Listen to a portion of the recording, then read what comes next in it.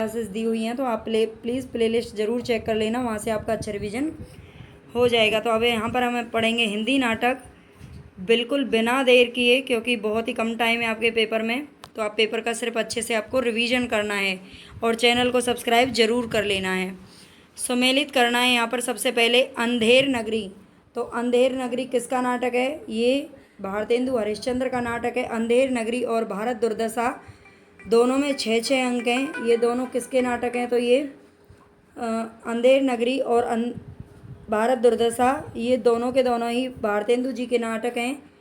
और इसमें पूछा है कि इनका जो मतलब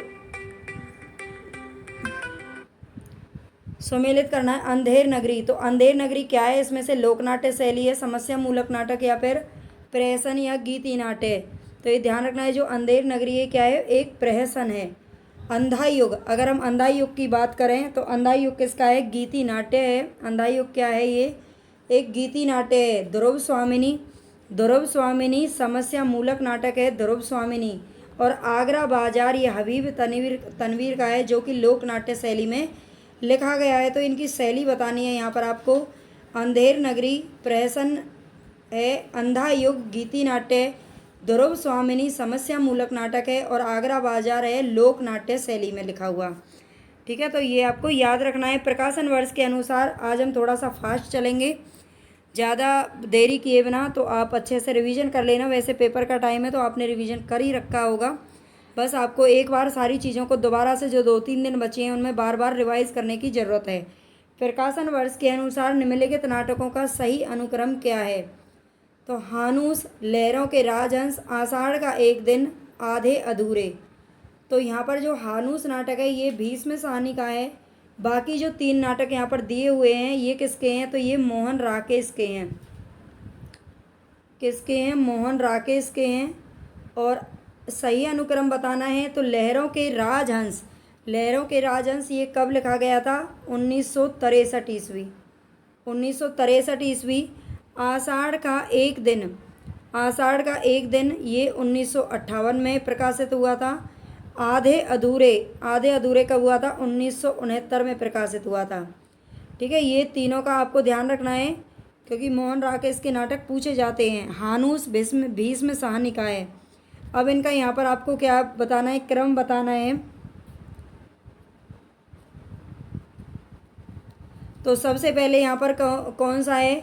सी, आषाढ़ का एक दिन, सी आषाढ़ का एक दिन। इसके बाद आएगा हमारा लहरों के राजहंस यानी कि बी, आधे अधूरे डी। और इसके बाद हानूस जो आता है ये इनके बाद में प्रकाशित हुआ था। ठीक है, इसका ईयर याद नहीं है मुझे, लेकिन ये इसके बाद में प्रकाशित हुआ था। नेक्स्ट क्वेश्चन है यहाँ पर ध्रुव स्वामिनी के प्रतिपाद्य। ध्रुव स्वामिनी आप जानते हैं ये किसका है? ध्रुव स्वामिनी तो ये जयशंकर प्रसाद का नाटक है, और ये एक किस में लिखा गया? एक समस्या मूलक नाटक है। स्त्री पुरुषार्थ का ढोंग ना करें, विश्व भर में सब काम सबके लिए नहीं है, प्रेम में अपना सर्वस्व निछावर करने वाली स्त्रियां कभी ऐसाएं नहीं होती हैं। स्त्री उपहार में देने की वस्तु नहीं है, पुरुष उसे अपनी पशु संपत्ति समझकर अत्याचार ना करे। स्त्री को अपने चुनाव और निर्णय की क्या है? स्वतंत्रता है। तो इनमें से बताएं ध्रुव स्वामिनी के बारे में जो सही कथन है। तो इसमें एक तो ये कहा गया है कि स्त्री उपहार में देने की वस्तु नहीं है, पुरुष उसे अपनी निजी या पशु संपत्ति ना समझे और उस पर अत्याचार ना करे। ये बिल्कुल ध्रुव स्वामिनी में ही कहा गया है। स्त्री को अपने चुनाव और निर्णय की क्या है? स्वतंत्रता है। ये जयशंकर प्रसाद के द्वारा स्त्री की मतलब उस पर स्वतंत्रता पर बल दिया गया था। ठीक है, उसके अत्याचारों को यहाँ पर दिखाया गया है ध्रुव स्वामिनी के अंदर, जो कि 1933 में प्रकाशित हुआ था। ये भी ध्यान रखना है। निम्नलिखित में से अभिज्ञान का संबंध किससे है? तो अभिज्ञान का संबंध किससे है? कथानक, चरित्र, अभिनय या फिर गीत। अभिज्ञान का संबंध किससे? ये कथानक है। अभिज्ञान शाकुंतलम। पात्रों को उनके संबंधित नाटक से क्या करना है? आपको सुमेलित करना है। सक्टार, महाराष्ट्री, धातुसेन और गोवर्धन दास। गोवर्धन दास तो आपने पढ़ा ही होगा। गोवर्धन दास किस में आता है? तो ये अंधेर नगरी के अंदर है। किसके अंदर है? अंधेर नगरी के अंदर आता है गोवर्धन दास। ठीक है, सक्टार, ये सक्टार बताएं आप किसका है? ये चंद्रगुप्त का पात्र है। सक्टार किसका है? चंद्रगुप्त का पात्र है। महाराष्ट्र की बात करें तो ये भारत दुर्दशा में आता है। महाराष्ट्री किस में आता है? महाराष्ट्री भारत दुर्दशा के अंदर है। और धातु सेन किसका पात्र है? तो ये स्कंदगुप्त का पात्र है। ठीक है, पात्र आपको अच्छे से याद रखने हैं। जो भी गद्य विधाएं आपको दे रखी हैं उनको जरूर रिवाइज कर लेना। जहाँ धर्म न बुद्धि नहीं नीति न सुजन समाज, ते ऐसे ही आप हूँ न सही जैसे चौपट राज। अंधेर नगरी के किस चरित्र से इस काव्यात्मक संवाद को कहलवाया गया है? तो जहाँ धर्म ना बुद्धि नहीं नीति ना सुजन समाज, ते ऐसे ही आप हूँ न से जैसे चौपट राज। तो क्या ये बात राजा ने कही है? ये किस में कहा गई है? तो ये अंधेर नगरी में कहा गया है। अंधेर नगरी इसमें दे रखा है, जो कि भारतेंदु हरिश्चंद्र के द्वारा लिखा गया है। ये राजा गोवर्धन दास फरियादी या फिर महंत। तो ये बात किसने कही है? ज्ञान वाली बात है, तो ये महंत ने कही है। किसने कही है? महंत ने कही है ये बात। अंधा युग नाटक में युयुत्सु की चिंता क्या है? तो अंधा युग नाटक में युयुत्सु की चिंता आपको बतानी है। वो अन्याय का प्रतिकार, उसकी चिंता का विषय है, या फिर पांडव पक्ष में चले जाने को लेकर पश्चाताप है, मानव भविष्य की रक्षा की चिंता उसे लगी हुई है, या फिर शाप मुक्ति है। तो युयुत्सु की जो चिंता है अंधा युग नाटक में जो दिखाई गई वो है मानव भविष्य की रक्षा। वो मानव भविष्य की रक्षा के लिए क्या है? चिंतित है। बकरी नाटक से संबंधित सही तथ्य कौन से हैं? बकरी नाटक किसका है? सर्वेश्वर दयाल सक्सेना जी का है। बकरी नाटक किसका है? तो ये सर्वेश्वर दयाल सक्सेना का है। ठीक है, ये ध्यान रख लेना है आपको। और ये 1974 में क्या हुआ था? प्रकाशित हुआ था 1974। ठीक है, में प्रकाशित होता है। यह स्वातंत्र्योत्तर हिंदी व्यंग्य नाटकों में सर्वाधिक महत्वपूर्ण नाटक है। इसका तथ्य बिखरा हुआ नहीं है, इसके गीत साधारण कोटि के हैं और इसमें नौटंकी शैली का क्या किया गया है? प्रयोग किया गया है। तो बकरी के बारे में, बकरी नाटक जो है उसके बारे में कौन सी बातें जो सही हैं? तो ये तो आप ध्यान रख लेना, ये सर्वेश्वर दयाल सक्सेना का नाटक है और ये एक व्यंग्य नाटक है। ठीक है, बकरी जो नाटक है ये व्यंग्य नाटक है, ये बात बिल्कुल सही है। बिखरा हुआ नहीं है और ना ही साधारण कोटि के इसके गीत हैं, लेकिन ये नौटंकी शैली में लिखा गया है, ये भी बिल्कुल सही है। ठीक है, तो ए और डी यहाँ पर क्या है? करेक्ट ऑप्शन है। प्रकाशन वर्ष के अनुसार जयशंकर प्रसाद के नाटकों का सही अनुक्रम बताना है आपको। जयशंकर प्रसाद के नाटक यहाँ पे आपको दे रखे हैं, अजातशत्रु, ध्रुव स्वामिनी, राज्यश्री और स्कंदगुप्त। तो बताएं, सबसे पहले ध्रुव स्वामिनी मैंने आपको बता दिया 1933 में है। स्कंदगुप्त 1928 में आया था। एक चंद्रगुप्त जो आपके उसमें लगा हुआ है वो 1931 का है। अजातशत्रु 1922 का में प्रकाशित है हुआ था और राज्यश्री 1915 में। राज्यश्री कब प्रकाशित हुआ था? तो 1915 में हुआ था। तो अब आप ये क्रम से लगा सकते हैं। इसमें देख लीजिए यहाँ पर सी के बाद ए, डी और बी। ठीक है, चंद्रगुप्त का ध्यान रखना, वो 1931 में प्रकाशित हुआ था। अंधा युग के संबंध में कौन से विचार हैं जो कि सही हैं? अंधा युग नाटक के संबंध में कौन से विचार सही हैं? यह महाभारत के 18वें दिन की कथा पर आधारित है। तो महाभारत के 18, आप जानते होंगे महाभारत का जो युद्ध है वो 18 दिनों तक चला था, लेकिन इसमें 18वें दिन की कथा नहीं है, बल्कि युद्ध खत्म होने के बाद की इसमें कथा है।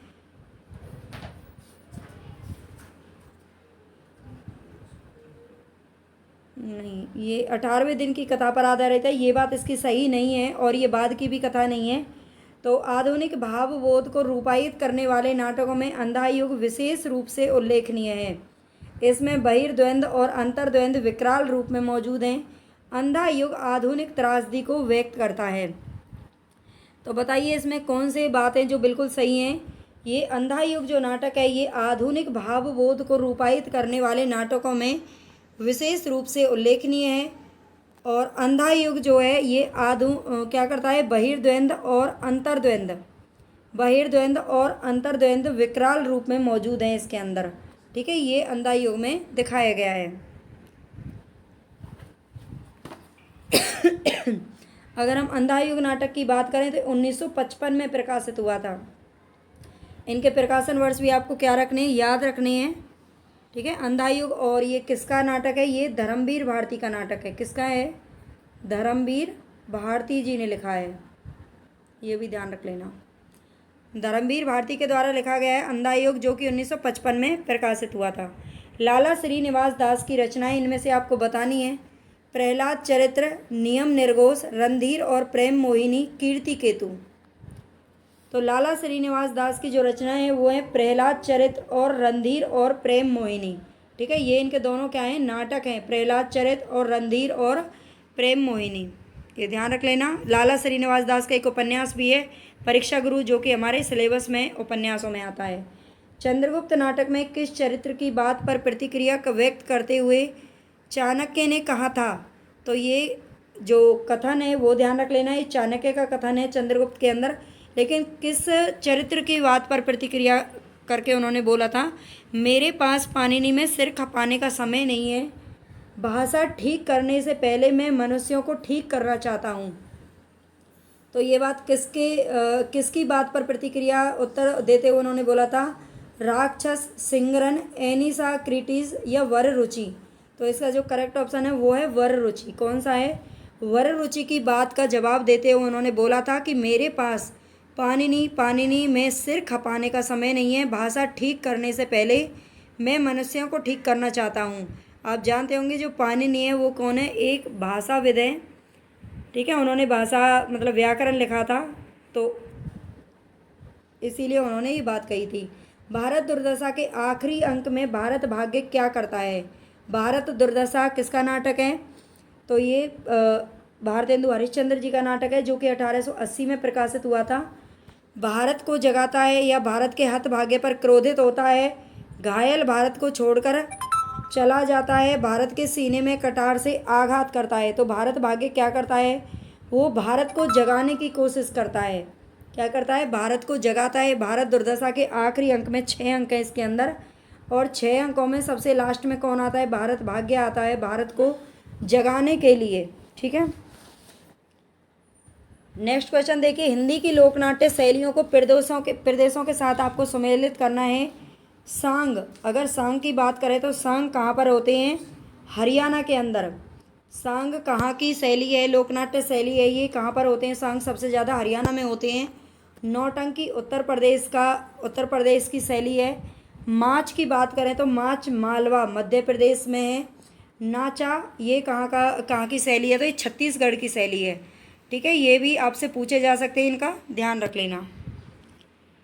अभिजात्य वर्गीय परिवार की कठोर अनुशासनबद्धता के जुल्म और विद्रोह तथा मशीनी जिंदगी से मुक्ति का चित्रण निम्नलिखित में से किस नाटक की विषय वस्तु है?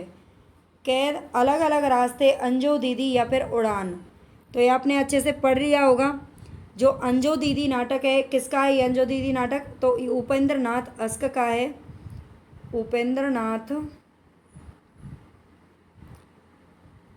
उपेंद्र नाथ अस्क जी ने नाटक लिखा था अंजो दीदी, जिसमें जो अंजो दीदी होती हैं वो एकदम बिल्कुल मशीन की तरह होती हैं। वो एकदम घड़ी के अनुसार, मतलब पूरे अनुशासन में वो सारे जो परिवार के सदस्य हैं उनको बांध के रखना चाहती है, और उसकी जो ज़िंदगी है वो इतनी एकदम एक मशीन की तरह हो गई है।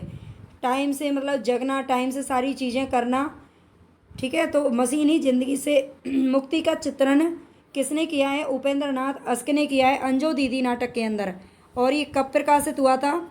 तो 1954-55 दोनों ही ईयर इसमें आते हैं। 1954-55 में ये प्रकाशित हुआ था। नेक्स्ट क्वेश्चन देखिए। एक और द्रोणाचार्य में द्रोणाचार्य के कथन क्या हैं? एक और द्रोणाचार्य, इसके लेखक आप जानते होंगे। नाटककार कौन है इस नाटक के? तो शंकर शेष हैं। किसने लिखा था ये नाटक? शंकर शेष ने लिखा था।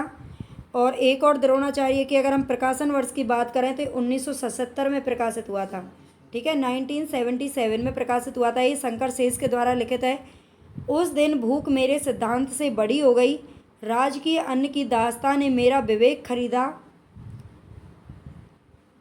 व्यवस्था उसकी पीठ थपथपाती थी। याद है जब तुमने विरोध की भाषा अपनाई, सत्ता ने तुम्हारे अस्तित्व पर सीधे हमला किया, इसलिए विरोध मत करो। ठीक है, तो एक और द्रोणाचार्य में द्रोणाचार्य क्या कहते हैं कि उस दिन भूख मेरे सिद्धांत से क्या हो गई थी, बड़ी हो गई थी।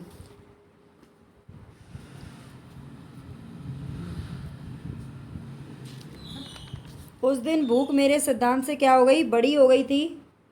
और राजकीय अन्न की दास्तान ने मेरा क्या खरीद लिया था, विरोध खरीद लिया, मतलब विवेक खरीद लिया था। राजकीय अन्न की दास्तान ने मेरा विवेक खरीद लिया था।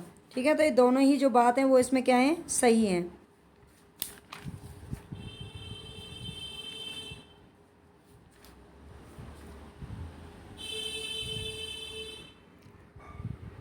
चलते हैं अपने नेक्स्ट क्वेश्चन की तरफ। इनमें से कौन सा निबंधकार है जो कि द्विवेदी युग का नहीं है।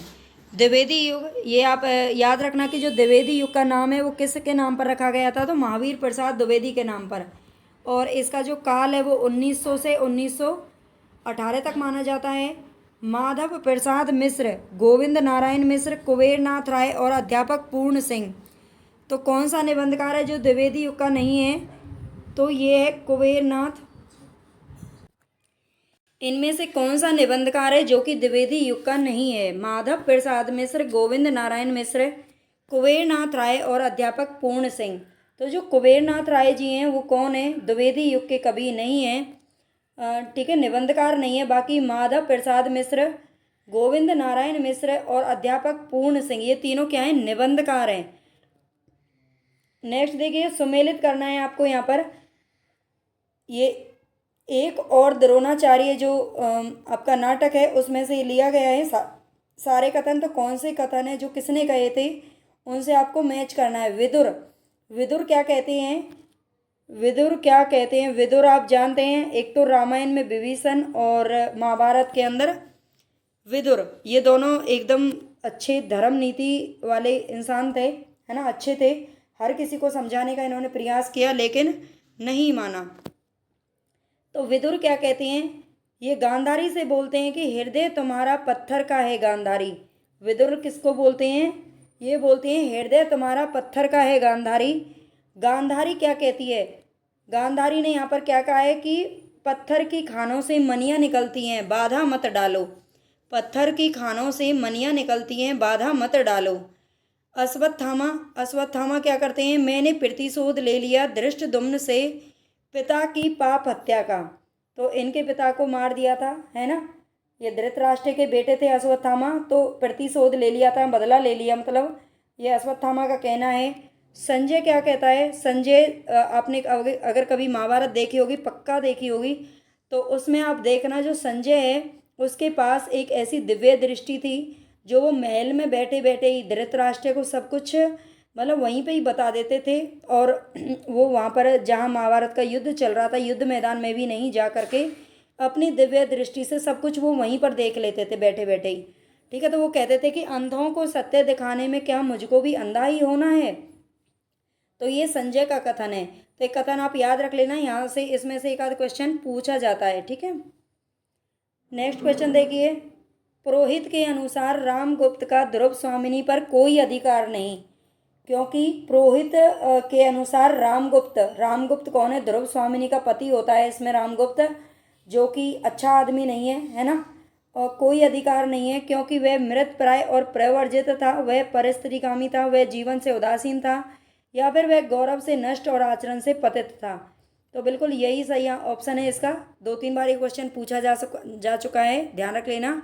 पुरोहित कहते हैं, पुरोहित इसका पात्र है ध्रुव स्वामिनी के अंदर, और वो रामगुप्त इसका पति है ध्रुव स्वामिनी का। ठीक है, तो वो कहते हैं कि वह गौरव से नष्ट और आचरण से पतित था, इसलिए उसका उस पर कोई अधिकार नहीं है। देखो प्लीज़ आपसे रिक्वेस्ट करती हूँ कि ज़्यादा से ज़्यादा चैनल को सब्सक्राइब कर लेना, शेयर कर देना। आगे भी आपको यहाँ से काफ़ी बेनिफिट मिलेगा। जीके की क्लास हमारी कंटिन्यू चलेगी। आप जानते हैं जीके हर एग्ज़ाम के लिए बहुत इंपॉर्टेंट होता है, और आपको टेलीग्राम वगैरह सारी मतलब सुविधाएं मिल जाएंगी धीरे धीरे। अभी थोड़ा सा क्या है, स्टार्टिंग है, लेकिन प्लीज़ अगर आप जितनी जल्दी आप सपोर्ट करेंगे उतनी ही जल्दी आपको मतलब काफ़ी कुछ अच्छा यहाँ पर हो जाएगा।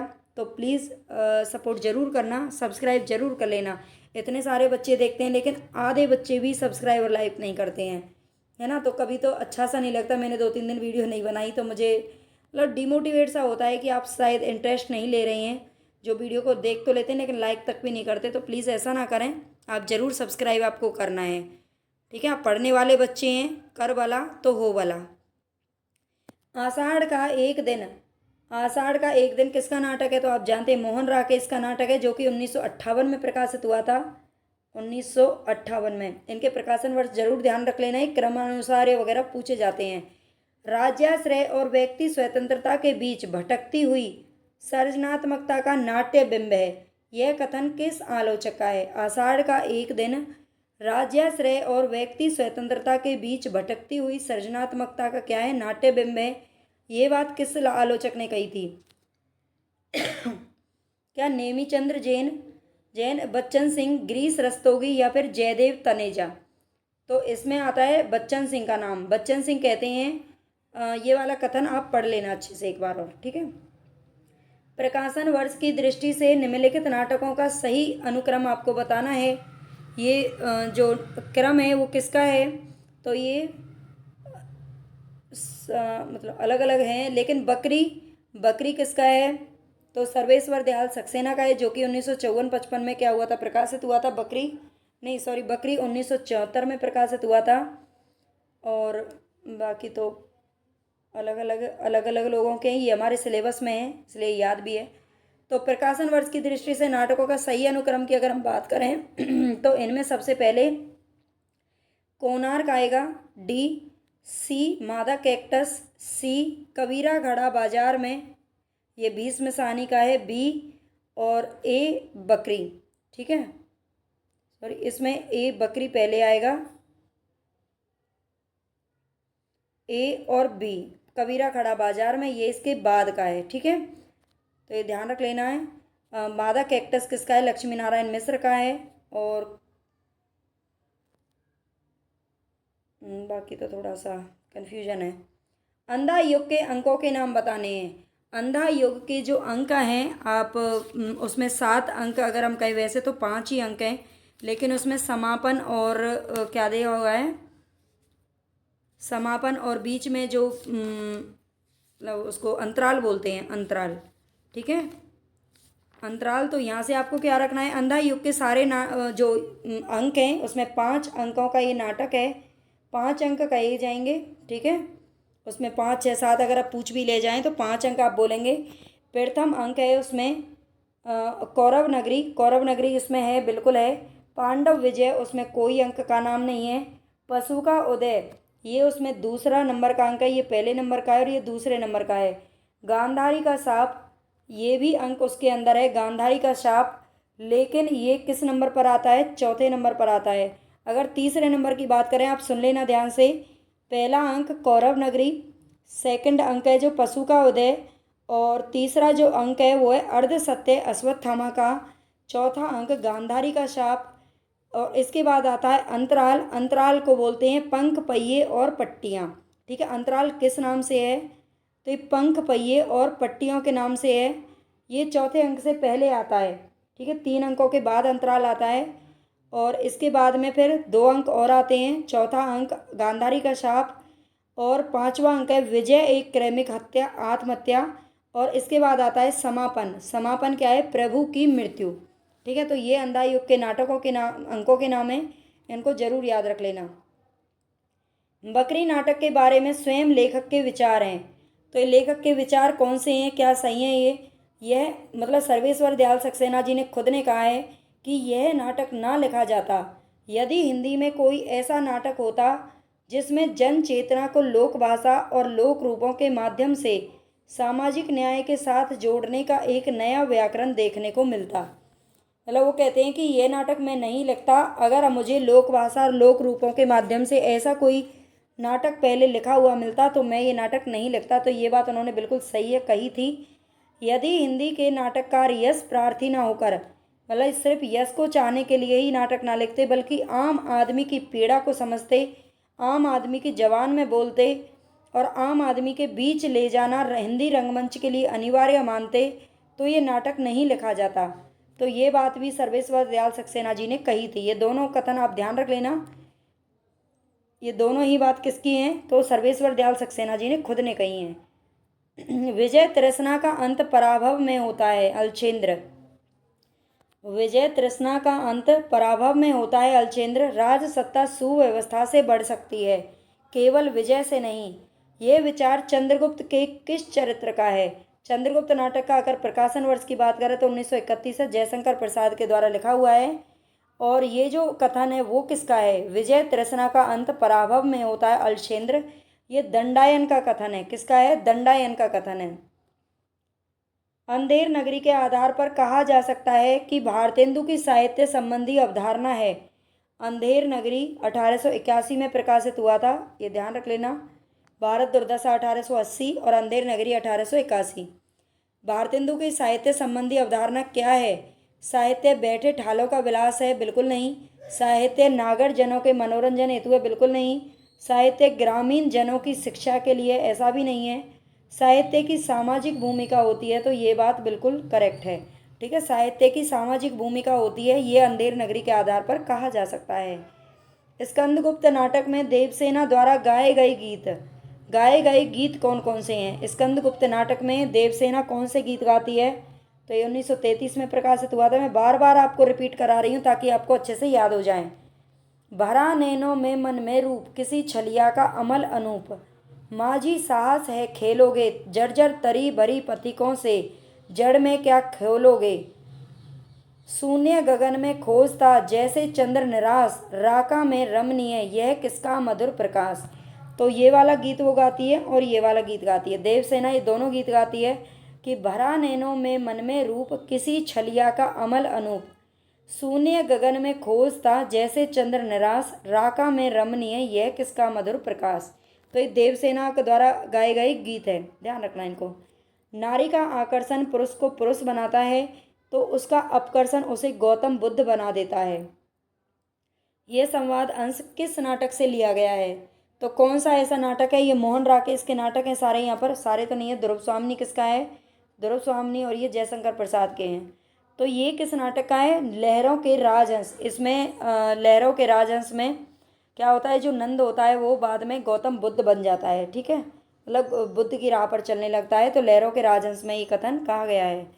सिंदूर की होली के किस पात्र ने विधवा मनोरमा का हाथ जीवन भर अविवाहित रहने के लिए पकड़ा, ना कि उसे अपनी स्त्री बनाने के लिए। तो सिंदूर की होली ये किसका कथन है, मतलब ये किसका है? तो लक्ष्मी नारायण मिश्र का है। लक्ष्मी नारायण मिश्र। ये लक्ष्मी नारायण लाल, हाँ हमने एक अभी ये मादा कैक्टस पढ़ा था, वो मादा कैक्टस किसका है? तो लक्ष्मी नारायण लाल का है। मादा कैक्टस किसका है? तो ये लक्ष्मी नारायण लाल का था। और लक्ष्मी नारायण मिश्र का है सिंदूर की होली। वहाँ पे थोड़ा सा मुझे भी कन्फ्यूजन हो गया था। ठीक है, लक्ष्मी नारायण मिश्र का है। ये किसका है? मिश्र का है। सिंदूर की होली नामक नाटक है जो, और ये कब प्रकाशित हुआ था? तो 1934 ईस्वी में प्रकाशित हुआ था। ये भी ध्यान रख लेना, 3 अंकों में विभाजित है। 3 अंकों में विभाजित है। ठीक है, सिंदूर की होली, इसमें 3 ही शब्द हैं। सिंदूर की होली 3 अंकों में। ठीक है, ये किस पात्र ने इसमें विधवा मनोरमा का हाथ पकड़ा था? तो ये सारे जो पात्र हैं वो इसी के हैं, ये भी ध्यान रख लेना। मुरारी लाल, मनोज शंकर, रजनीकांत और भगवत सिंह। लेकिन इसका हाथ किसने पकड़ा था? मनोज शंकर ने। किसने पकड़ा था? मनोज शंकर ने। मर्यादा मत तोड़ो, तोड़ी हुई मर्यादा कुचले हुए अजगर सी, गुंजलिका में कौरव वंश को लपेट कर सूखी लकड़ी सा तोड़ डालेगी। अंधा युग का यह संवाद किसका है? मर्यादा मत तोड़ो, तोड़ी हुई मर्यादा कुचले हुए अजगर सी, कुचले हुए अजगर सी गुंजलिका में कौरव वंश को लपेट कर क्या कर डालेगी? मार डालेगी, है ना, उनको सूखी लकड़ी सा तोड़ डालेगी। तो ये वाला जो कथन है अंधा युग का है ये। और ये किसने कही थी ये वाली बात, बताएं। आप जानते हैं महाभारत में एक ऐसे पात्र थे जो बार बार सबको समझाने का काम कर रहे थे। वैसे तो कृष्ण ने भी समझाने की कोशिश की थी, लेकिन ये विदुर का रोल इसमें सबसे ज़्यादा है। और उन्होंने कहा था मर्यादा मत तोड़ो, ठीक है, नहीं तो कौरव वंश का क्या हो जाएगा? विनाश। निम्नलिखित में से नुक्कड़ नाटक के विषय में क्या सही नहीं है? नुक्कड़ नाटक जो खेले जाते थे उनके विषय में बताना है। राजनीतिक प्रतिबद्धता, कला के लिए कला, जीवन के लिए कला, ब्रेख्त के नाटक के निकट होना।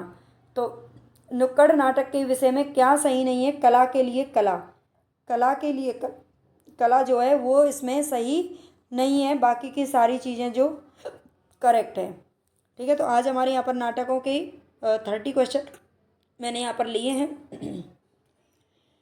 आई होप आपके लिए वीडियो काफ़ी हेल्पफुल रहे। और बाकी इसके अलावा आप मतलब प्लेलिस्ट अगर आपने नहीं देखी है, नए बच्चे हैं तो प्लीज़ प्लेलिस्ट ज़रूर चेक कर लेना। फर्स्ट पेपर के लिए भी आपको बहुत अच्छा रिवीजन हो जाएगा।